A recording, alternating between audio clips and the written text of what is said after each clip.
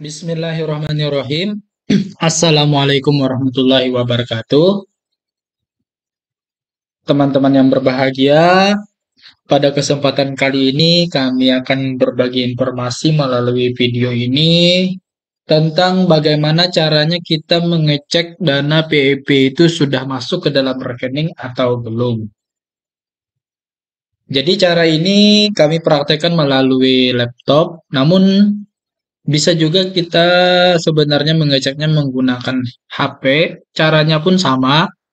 Langkah pertama adalah tentunya kita harus membuka Google Chrome dan pastikan sudah terkoneksi internet dengan baik. Oke, kita coba. Kita buka Google Chrome. Kemudian di browser pencarian Google ini tinggal kita ketikkan PIP dan tekan enter. Selanjutnya muncullah pada halaman yang seperti ini di mana ada link pip.kemendikbud.go.id. Ini langsung saja kita klik. Nah, muncullah pada halaman Puslapdik untuk PIP seperti ini. PIP itu adalah singkatan dari Program Indonesia Pintar, yang mana artinya merupakan bantuan berupa uang tunai, perluasan akses, dan kesempatan belajar dari pemerintah yang diberikan kepada peserta didik yang berasal dari keluarga miskin atau rentan miskin untuk membiayai pendidikan. Nanti kami jelaskan juga sebenarnya yang berhak sebagai penerima PIP itu bukan hanya dari keluarga miskin saja atau rentan miskin, tapi ada beberapa kategori yang lain yang dapat kita menjadi perhatian bagi kita. Namun pertama tujuan PIP itu sebenarnya dirancang untuk membantu anak-anak usia sekolah dari keluarga miskin atau rentan miskin atau prioritas tetap mendapatkan layanan pendidikan sampai tamat pendidikan menengah, baik melalui jalur formal SD sampai SMA atau SMK, dan juga bisa melalui jalur non-formal paket A sampai paket C. Serta juga bisa untuk pendidikan khusus. Melalui program pemerintah ini, kita itu sebenarnya berupaya untuk mencegah peserta didik dari kemungkinannya putus sekolah dan diharapkan dapat menarik siswa yang sudah putus sekolah itu agar kembali lagi melanjutkan pendidikannya. PIP itu juga diharapkan dapat meringankan biaya personal pendidikan peserta didik, baik biaya langsung maupun tidak langsung.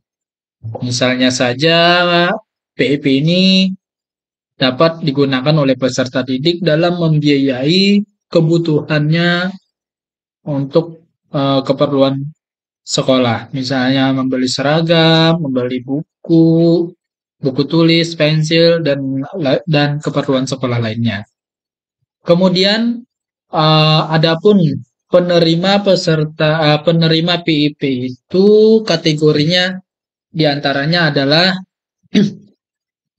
peserta didik yang memegang KIP atau Kartu Indonesia Pintar. Kemudian peserta didik yang berasal dari keluarga miskin, rentan miskin, atau dengan pertimbangan khusus. Seperti contohnya adalah ini yang di bawah ini, peserta didik dari keluarga peserta program Keluarga Harapan. Mungkin ya, ini adalah program yang didata dikelola oleh desa, pemerintah desa.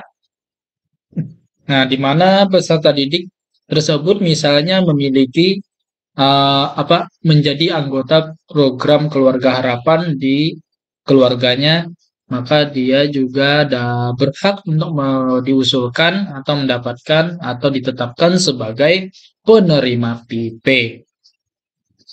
Selain itu, kategori peserta didik yang dapat ditetapkan sebagai penerima PIP adalah peserta didik yang dari keluarga pemegang kartu keluarga sejahtera atau KKS. Kemudian peserta didik yang berstatus yatim piatu atau dia yatim atau piatu dari sekolah atau panti sosial atau panti asuhan. Kemudian peserta didik yang terkena, peserta didik yang terkena dampak bencana alam. Kemudian peserta didik yang tidak bersekolah atau sempat putus sekolah. Nah, kemudian diharapkan dapat kembali bersekolah. Kita tawarkan sebagai penerima PP agar dapat membantu biaya sekolahnya.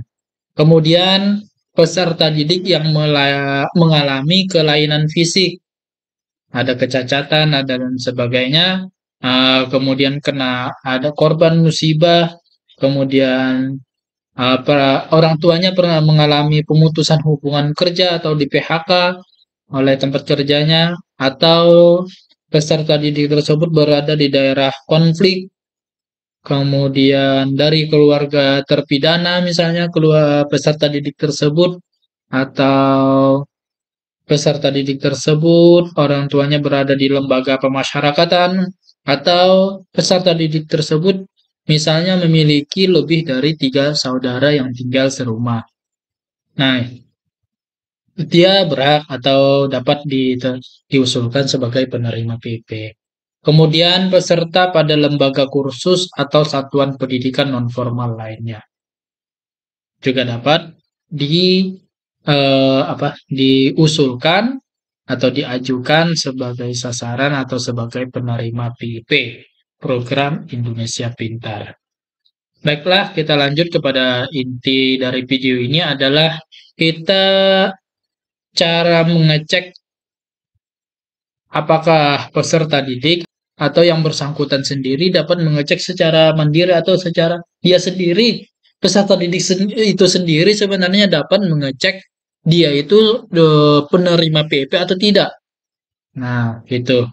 Kemudian dia sudah punya nomor rekening atau tidak. Ataupun dia misalnya sudah tahu bahwa dia adalah ditetapkan sebagai penerima PP. Dia punya buku rekening PP-nya. Tapi dia juga ingin tahu caranya mengecek dana PP-nya itu sudah tersalurkan atau sudah masuk ke dalam rekeningnya enggak atau belum. Nah, jadi caranya ada di sini. Kita tentunya nih bagian cari penerima PP ini.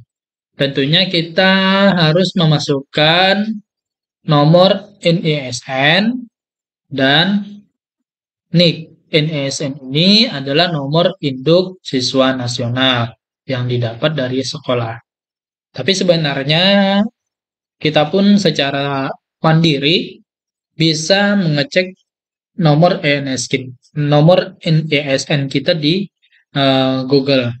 Nanti kita akan sampaikan di pembahasan video selanjutnya bagaimana cara mengecek nomor NISN peserta didik. Kalau ada yang bertanya di kolom komentar pada video ini. Nah, kalau NIK adalah nomor induk kependudukan yang didapat dari kartu keluarga, itu dari situ di kartu KIA juga ada untuk peserta didik ya. Kemudian nanti kita hitung hasil penjumlahan ini, hasil perhitungan ini kita masukkan hasilnya di sini. Kemudian tinggal klik cek penerima PP ini. Oke, kita coba. Nah, praktekkan, masukkan nomor NISN, ada 10 digit, kemudian nomor NIK ada 15 digit, kemudian penjumlahan dari 24 ditambah 26 adalah 50. Kemudian, klik tombol cek penerima PP yang berwarna biru ini. Nah, muncul langsung hasil pencariannya, nominasi, bahwa dia merupakan salah satu peserta didik, dia merupakan salah satu penerima PP. Tahun penyaluran sudah tersalurkan di tahun 2021. Kemudian bank rekeningnya adalah Bank BRI. Sudah melakukan aktivasi rekening tanggal 27 Oktober 2021. Dan penyaluran dananya sudah masuk di tanggal 5 November 2021. Berarti sudah masuk dana PEP-nya ke dalam nomor rekening BRI-nya. Ya, mungkin itu saja yang dapat kami sampaikan. Jika ada pertanyaan, silakan kirimkan pertanyaannya melalui kolom komentar. Kalau bermanfaat video ini, Anda suka, silakan klik tombol like. Dan bagi yang belum subscribe, silakan klik tombol subscribe. Oke, terima kasih. Salah hilap mohon maaf. Wabillahi taufiq wal hidayah. Wassalamualaikum warahmatullahi wabarakatuh.